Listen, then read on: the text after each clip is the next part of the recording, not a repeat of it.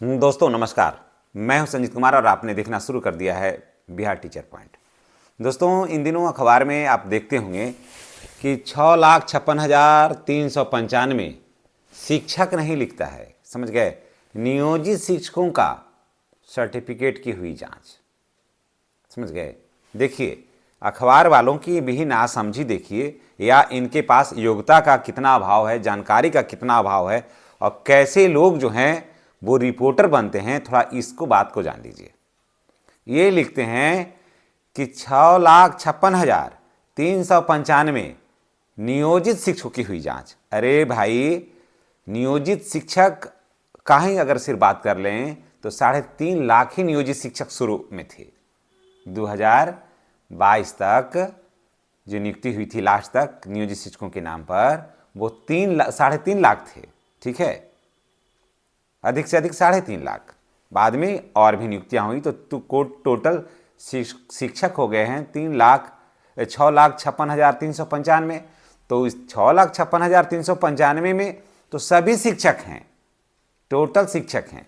और कहता है कि इनका सर्टिफिकेट की हुई जांच, और जिसमें से 1711 पर FIR हुआ नियोजित शिक्षकों पर, जबकि उसमें से 920 शिक्षक हैं। ये भूल रहा है ये लोग। उसमें से 920 शिक्षक हैं, अब 500 से ऊपर BPSC वाले हैं, 300 उसमें नियोजित शिक्षक भी हैं। तो डायरेक्ट सबको क्या करके मिलाता है कि नियोजित शिक्षक। जानकारी की कितनी अभाव है और मीडिया पर कितने लोग भरोसा करते हैं। यही कारण है कि आजकल के घरों में बहुत तो 20% ऐसे घर हैं जहां पर अब सिर्फ टीवी देखा जाता है। समझ गए। 20% ऐसे घर हैं जो टीवी देखा जाता है, और अखबार देते हैं सब लोग, लेकिन अखबार को कोई लोकल समाचार कोई पढ़ता है? कुछ नहीं पढ़ता है कोई, क्योंकि जानता है कि जो न्यूज रिपोर्टर है उसकी दुर्दशा इतनी खराब है कि उससे ज़्यादा बेहतर क्वालिटी तो गांव घर में गली में लोग घूमते हैं, वैसे लोग न्यूज रिपोर्टिंग का काम करते हैं। ये स्थिति बनी हुई है। अब चलिए बात करते हैं मुद्दे पर। नियोजित शिक्षकों को फर्जी करार देने वाले को मैं ये कहना चाहता हूं कि अभी तो जांच हुई तो पता चल गया कि 1711 में 920 शिक्षक हैं। नियोजित शिक्षक तो ऑलरेडी जो सब कुछ फुलफिल है उसका एकदम ठीक है, वो तो विद्यालय में बना हुआ है, उसे किस बात का डर है? नहीं तो वो भी इधर से उधर कुदक जाता। फिर हम कहते हैं कि याद करिए, जब छेड़ा हुआ है अखबार में तो हम इसलिए उसको ले रहे हैं अखबार को। बिहार के बच्चे को, चलिए तो हम चलते हैं कहाँ, BPSC का परीक्षा के समय में बिहार के बच्चे को सेंटर गया था कहाँ? गया वाला का चला गया था सीतामढ़ी, गया वाला का चला गया था मधुबनी, और यूपी वाला का कहाँ था सेंटर? पटना में। यूपी वाला का सेंटर था पटना में, यूपी वाला का सेंटर था जहानाबाद में, यूपी वाला का सेंटर था गया में। क्यों? क्योंकि इसी रूट से वो लोग आएंगे और आराम से परीक्षा देकर के इसी रूट से वो लौट जाएंगे। एक उस समय ACS कौन थे? के पाठक थे। ट्रेन आने में लेट हो गई 3 घंटा। याद करिए, आप लोग भुला जाते हैं आंकड़े को। मैं याद दिला दे रहा हूं, जो नियोजित शिक्षक पर सवाल करते हैं मैं उनको याद दिला दे रहा हूं कि ट्रेन आने में 3 घंटा विलंब था। याद है कि नहीं याद है? याद नहीं है तो याद करिए ना, अखबार को देखिए या फिर जो चर्चाएं हुई थी कि आखिर ऐसे कैसे हो गया। और परीक्षा 3 घंटा बाद स्टार्ट हुआ। जब ट्रेन आ गई उसके बाद 1 घंटा बिल्कुल समय लगा सेंटर तक आने में। जब उसको मैसेज चला गया कि कैंडिडेट पहुंच रहे हैं, सभी सेंटर से फीडबैक लेना शुरू कर दिया, तो उसके बाद परीक्षा की शुरुआत हो गई। समझ गए बात को? बात समझ में आ रही है तो बोलिए। उसके बाद अगर हमारे ही बच्चे मैट्रिक में या इंटर में एग्ज़ाम देने जाता है, सोच लीजिए हमारा बच्चा मैट्रिक और इंटर में एग्ज़ाम देने जाता है, 5 मिनट लेट हो जाता है तो उसको सेंटर में एंट्री नहीं करने दिया जाता है, जबकि उसी के अभिभावक वही बच्चे बिहार के नाम को रोशन करेंगे। वही बच्चे के अभिभावक आपको सरकार में बनाए हैं, 5 मिनट विलंब से उनका एंट्री नहीं दिया जाएगा। ठीक है, बात को समझिए, अगर समझ में आ रही है तो समझिए इस बात को, और नहीं समझ में आ रही है तो छोड़ दीजिए, आगे का वीडियो मत देखिए। आगे का वीडियो देखिएगा तो रोया खड़ा हो जाएगा। जब 5 मिनट का विलंब नहीं उनका बर्दाश्त कर सकते तो 3 घंटा विलंब ट्रेन की वजह से परीक्षा आप ले लिए। सोच रहे हैं कितनी बड़ी बात है।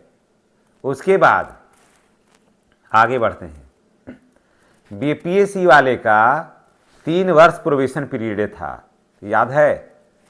बीपीएससी से जो सिलेक्ट हुए उनको 3 वर्ष प्रोबेशन पीरियड है, यानी कि जहां है वहां रहेंगे। समझ गए? जो नियमावली में है, फिर अचानक नियमावली को संशोधन करके 2 वर्ष किया गया। ठीक है, 2 वर्ष भी नहीं पूरा हुआ उसके पहले इनका ट्रांसफर हो गया, हो रहा है। अभी देखिए, या पीछे से देख रहे हैं, ट्रांसफर हो रहा है। कैसे हो रहा है ट्रांसफर? क्यों हो रहा है ट्रांसफर? सब चीज़ों पर कभी विचार किए हैं? इसलिए फर्जीवाड़ा छुपाने के लिए। अब जिनका गोपालगंज में हुआ था सिलेक्शन, अब वो वहाँ से चल आए भभुआ, अब चले आए, ढेर चीज़ धुला गया। अब दूध का दूध, पानी का पानी लोग बन करके निकलेंगे, सीधा सीधी डॉक्यूमेंट जांच होगा, उसके बाद फिर हो जाएगा। जबकि सच्चाई ये है कि वहाँ की जो परिस्थितियाँ थी अलग थी। फॉल्स सर्टिफिकेट बनवाया ये लोग, 82 नंबर वाले को सिलेक्ट कर लिया। ये सारी चीज़ों जो है वो बीपीएससी के माध्यम से हुआ। समझ गए? और उसमें पदाधिकारियों का भी हाथ है, जबकि अभी इन लोगों का नहीं ट्रांसफ़र होना चाहिए था। 3 वर्ष ट्रांसफ़र होना ही नहीं चाहिए था। तो सवाल उठाता है लोग नियोजित शिक्षकों के ऊपर में। अखबार में भी देखिए तो कुछ नहीं मिला तो नियोजित शिक्षक डालो, कुछ नहीं समझ में आया तो नियोजित शिक्षक डालो। लेकिन गहराई को तो समझिए। नियोजित शिक्षक, टोटल नियोजित शिक्षक तो थे ही नहीं 6,56,000। 6,56,000 तो नियोजित शिक्षक शुरू से नहीं थे, 3.5 लाख नियोजित शिक्षक थे। और आप कह रहे हैं कि 6.5 लाख नियोजित शिक्षकों का हो गया है, डॉक्यूमेंट्स का वेरिफिकेशन हो रहा है, उसमें इतना नियोजित शिक्षक पर हुआ।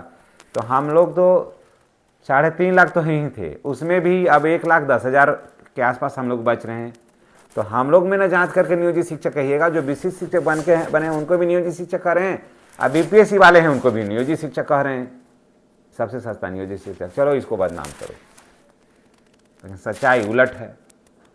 लेकिन अब दामन में दाग लगाना सबसे आसान अगर किसी को है तो वो नियोजित शिक्षक के हैं, क्योंकि दाग सबसे ज़्यादा सूट नियोजित शिक्षकों पर करता है। लेकिन इतना जानिए कि नियोजित शिक्षक हर बार बेदाग होकर के निकला है और फिर बेदाग होकर के ही निकलेगा। इसलिए तमाम नियोजित शिक्षक भाई बहन जो ये लोग कहते हैं कि इतने शिक्षक हैं, तो इस सब चीज़ को गौर करिए। अगर मेरी बात समझ में आ रही तो आपको समझ में आ रही होगी कि मैं क्या कह रहा हूँ। सर्टिफिकेट इन्हीं का है, ये इन्हीं का आवासीय फॉल्स है, जाति फॉल्स है, समझ गए। उसके बाद यहाँ का बनाए EWS सब फॉल्स है। 82 नंबर ला करके सीटेड में यहाँ नौकरी कर रहे हैं लोग। सोच लीजिए, 82 नंबर ला करके नौकरी कर रहे हैं। सब खुलेगा राज तो देखिएगा, या फिर सबको छुपा ही दिया जाएगा। जबकि उस समय भी माननीय मुख्यमंत्री नीतीश कुमार जी ही थे, जिस समय के पाठक थे। बहुत बढ़िया से डॉक्यूमेंट वेरिफिकेशन किसी का भी नहीं हो। के पाठक एक ऐसा हवा बना दिया ना कि सब लोग डर गए और वो हवा के पीछे बहुत बड़ा खेल खेल गए, समझ गए। बहुत बड़ा खेला खेल गए, ऐसा ना कि सब गलत सब कुछ पार हो गया। और उसके बाद उसी कमी को छुपाने के लिए अब क्या हो रहा है कि सबका ट्रांसफ़र हो जा रहा है, अब बदनाम हो रहा है नियोजित शिक्षक। तो मैं नियोजित शिक्षकों को यही कहूँगा कि आपको डरने की ज़रूरत नहीं है। आप जहाँ हैं वहाँ बने रहिए। सक्षमता परीक्षा नहीं देने से भी आपको कोई टेंशन नहीं है। और आप 100% जो है ना वो 24 कैरेट प्योर सोना है। आपका सम्मान सब दिन हुआ है और सम्मान सब दिन होगा। धन्यवाद।